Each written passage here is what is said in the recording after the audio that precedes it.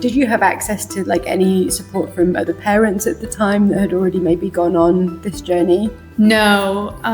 So at the time, we were active duty, U.S. military. Mm-hmm. And so we were in a small town where we were stationed at. And so there just wasn't like a big community of outreach for that. And at that time, so I'll back up a little bit actually, because there was a lot of stuff going on at that time. So one, the pediatrician had said, hey, we need to get him tested for autism.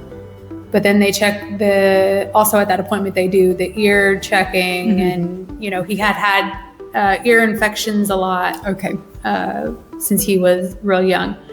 And so they did the testing in the ears and they said, hey, he needs to go to the ENT. And so at this time, there's no communication. There's very basic mama, mama, mama, dad, dad, dad, dad, dad. So simple stuff like that. Yeah. So when they put in the referral for ENT, we were like, oh, that made, you know, even seeing him around other kids at the daycare, I still was like, okay, well, we're about to go get the tubes in his ears because ENT said, hey, it's completely full of fluid. Right. It kind of sounds like you're talking to him underwater. And I was like, well, that makes sense. He can't hear me right. Yeah. So that's why he's not talking. Yeah. And so, but at the same time, still doing the research on autism because it was brought up in an appointment, you know, I was leaning more toward, he just can't hear clear. He needs to get those tubes in his ears. The one thing that you remembered was the hand flapping, and so but then they already